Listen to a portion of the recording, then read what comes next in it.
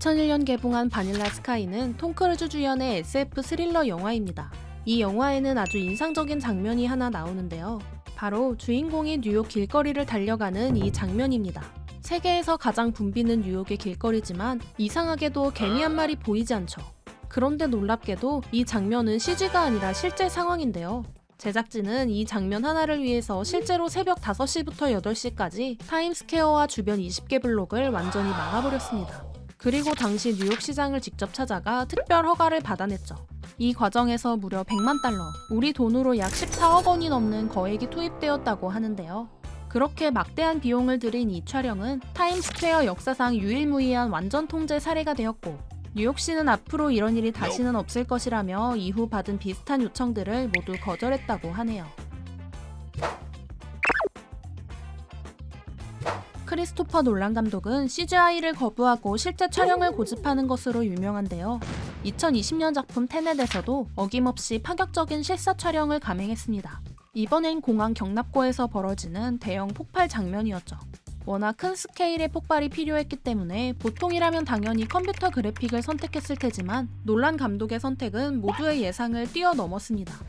바로 진짜 대형 여객기를 통째로 구입해서 실제로 폭파시키기로 결정한 것이죠. 이를 위해 1981년산 747-200F 화물기를 약 40만 달러, 당시 하나로 약 4억 7,200만 원에 구매했다고 하는데요. 사실 처음에는 화물기의 가격 때문에 놀란 감독도 CGI를 고려했다고 합니다. 그런데 비용을 계산해보니 오히려 실제 비행기를 사는 게 특수 효과보다 저렴하다는 결과가 나왔던 것이죠. 그렇게 캘리포니아 빅터빌 공항에서 견인 트럭과 로프를 이용해 이 거대한 비행기를 끌고 특수 제작된 경납고에 실제로 충돌시켜 40만 달러가 한순간에 증발하는 순간을 카메라에 담았습니다. 당시 현장에 있던 배우 로버트 패틴슨은 이 충격적인 광경을 보고 경악을 금치 못했다고 하네요. 1999년에 처음 개봉한 매트릭스 시리즈는 가상세계와 현실을 오가는 SF 액션 영화입니다. 매 시리즈마다 화려하고 감각적인 액션씬으로 호평을 받았는데요.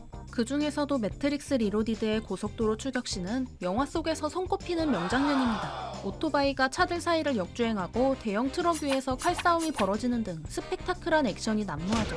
워쇼스키 형제 감독은 처음에 이 장면을 찍기 위해서 실제 고속도로를 빌리려고 했는데요.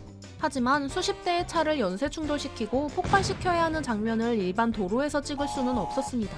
그래서 아예 영화만을 위한 진짜 고속도로를 만들기로 하는데요. 그들은 캘리포니아의 폐쇄된 해군기지에 약 2.25km 길이의 3차선 도로를 건설해버렸죠. 심지어 현실성을 위해 19피트 높이의 벽과 실제 연결된 고가도로까지 완벽하게 재현했습니다. 이 세트를 만드는 데만 250만 달러, 하나로 약 33억 원이나 되는 거액이 들었다고 하는데요. 3개월간의 촬영 기간 동안 100대가 넘는 차량이 완전히 파괴되었고, 모든 촬영이 끝난 후 이 거대한 고속도로는 흔적도 없이 철거되었다고 합니다. 2007년 개봉한 나는 전설이다는 윌 스미스 주연의 포스트 아포칼립스 영화입니다. 바이러스로 인류 대부분이 괴물로 변한 세상에서 홀로 살아남은 과학자의 이야기를 그린 작품인데요. 영화 중반부에 주인공이 과거를 회상하는 플래시백 장면이 나옵니다. 바이러스가 창궐했던 당시 맨해튼 시민들이 대피하는 장면이었죠.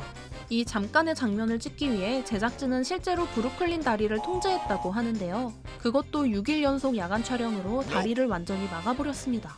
이를 위해 무려 14개의 정부 기관에서 각각 허가를 받아야 했죠. 게다가 1000명의 엑스트라와 실제 뉴욕 주 방위군 160명이 동원되었고 헬리콥터와 군용험비까지 실제로 투입되었다고 하는데요. 그렇게 이 촬영은 당시 뉴욕시에서 진행된 가장 큰 프로젝트로 기록되었습니다. 이 단 몇 분의 장면에 들어간 비용은 무려 500만 달러, 우리 돈으로 약 65억 원이었죠. 윌 스미스는 후에 내 경력상 가장 많은 욕을 먹었다며 대규모 교통 통제에 대한 당시 뉴요커들의 분노가 대단했다고 회상했습니다. 크리스토퍼 놀란 감독의 영화 덩케르크는 2차 대전 당시 40만 연합군의 기적적인 탈출을 그린 작품입니다. 전쟁 영화인 만큼 이 작품에는 공중전 장면도 등장하는데요. 이때 놀란 감독은 관객들에게 실제 조종석에 앉아있는 듯한 느낌을 주고 싶었습니다. 그래서 박물관에나 있을 법한 진짜 2차 대전 전투기들을 실제로 하늘에 띄워버리는데요. 이 80년 된 빈티지 전투기들의 가치는 한 대당 수백만 달러 이상이었습니다. 이렇게 총 4대가 영화에 사용된 것을 감안하면 제작에 어마어마한 비용이 투입된 것인데요. 더 놀라운 것은 54파운드나 나가는 거대한 아이맥스 카메라를 이 좁은 전투기에 장착하려 했다는 것입니다. 비좁은 조종석 내외부에 카메라를 달기 위해 특수 거치대를 만들고 심지어 잔망경 렌즈를 개발하기까지 했죠. 거기에 조종사의 시점을 완벽하게 구현하려고 2인승 훈련기를 단좌 전투기처럼 보이게 개조했는데요. 이렇게 실제 전투기로 촬영한 덩케르크의 공중전은 전쟁 영화 역사상 가장 리얼하고 비싼 장면 중 하나로 평가받고 있습니다. 1994년 테러리스트에 맞서는 형사의 활약을 그린 영화 스피드. 이 영화의 1편이 대성공하자 3년 후 속편이 제작되었는데요. 1편의 배경이 폭탄이 설치된 버스였다면 속편에서는 통제불능의 크루즈선이 무대가 되었습니다. 속편을 제작한 얀 드봉 감독은 영화의 클라이맥스로 거대한 크루즈선이 섬마을을 덮치는 장면을 구상했는데요. 하지만 당시 CG 기술로 현실적인 충돌 장면을 표현할 수 없었다고 생각한 감독은 놀라운 결정을 내렸죠. 바로 실제 크기의 마을을 만들고 진짜로 거대한 배를 충돌시키기로 한 것입니다. 그렇게 프랑스령 생마르탱 섬에 500만 달러, 당시 하나로 약 43억 원을 들여 35채의 건물로 이루어진 가짜 마을을 건설했는데요. 여기에 무려 150피트 길이, 300톤 무게의 크루즈선 앞부분 모형까지 제작했습니다. 이 거대한 모형을 정확하게 충돌시키기 위해 물속에 1000피트 길이의 트랙까지 설치했죠. 그리고 다수의 카메라가 동시에 촬영하는 가운데 배를 빠르게 돌진시켰습니다. 놀랍게도 이 복잡하고 위험한 장면은 단 한 번의 시도만에 완벽하게 성공했는데요. 이 5분짜리 장면에 들어간 비용은 무려 2,500만 달러, 당시 한화로 약 214억 원이었습니다. 전체 제작비의 4분의 1을 한 장면에 쏟은 셈이었죠. 영화 역사상 가장 비싼 스턴트 중 하나로 기록된 이 장면은 아날로그 특수 효과의 정점을 보여주었습니다. 2015년 개봉한 007 스펙터는 다니엘 크레이그 주연의 역사 깊은 스파이 액션 영화입니다. 악의 조직 스펙터의 음모를 파헤치는 제임스 본드의 활약을 그린 작품인데요.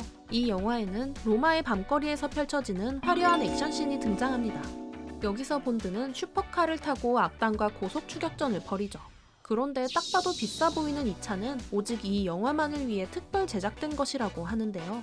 이는 영국의 명품 자동차 제조업체 에스턴 마틴의 DB10이라는 모델로 단 10대만 생산된 슈퍼카라고 합니다. 이 DB10 한 대당 가치는 약 460만 달러, 하나로 약 32억 원이나 된다고 하죠. 이렇게 과격한 주행을 했음에도 DB10 10대는 모두 온전히 보존되었다고 합니다. 여담으로 DB10을 포함해 촬영에 사용된 차량 15대의 가치는 총 2,400만 파운드, 우리 돈으로 약 400억 원이 넘었다고 하죠.